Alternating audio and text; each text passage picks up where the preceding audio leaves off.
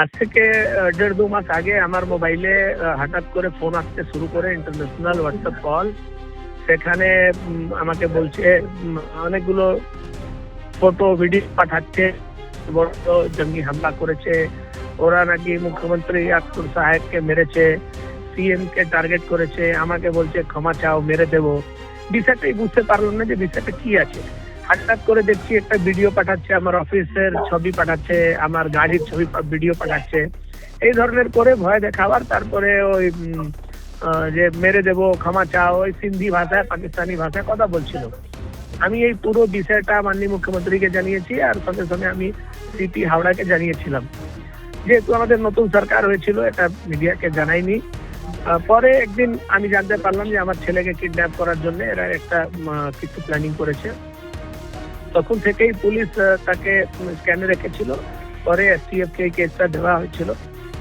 এতদিনের পরিশ্রমের পর এরা ধরা পড়েছে। এদের পাকিস্তান থেকে লিঙ্ক আপ আছে এটা, কিন্তু এই ধরনের লোক এরা ভুলে যাচ্ছে যে আর ওই পশ্চিমবাংলা নেই, যে পশ্চিমবাংলা যে ছিল এখান থেকে বসেই সারা ভারতবর্ষকে ডিস্টার্ব করার চক্রান্ত করতো।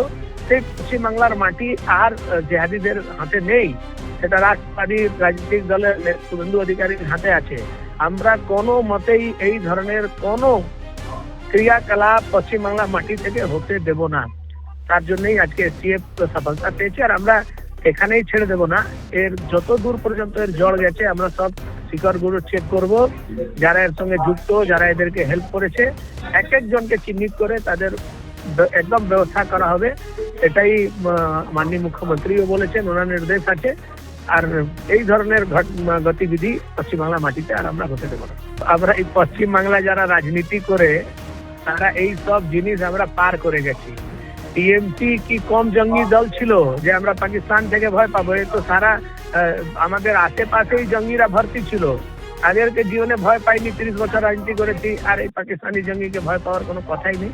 আমাদের সরকার আছে, নিশ্চিতভাবে সরকার যদি থাকতো না তাহলে ভয়ের একটা কারণ ছিল, কিন্তু আমাদের সরকার আছে। আমার সরকারের উপরে, সিস্টেমের উপরে পুরো ভরসা ছিল বলে আমি পুলিশকে ইনফর্ম করেছিলাম। আমাদের হাওড়া সিটি পুলিশের যিনি কমিশনার অখিলেশ চতুর্বেদীজি, উনি খুব সিরিয়াসলি এই বিষয়টাকে টেক ওভার করেছিলেন।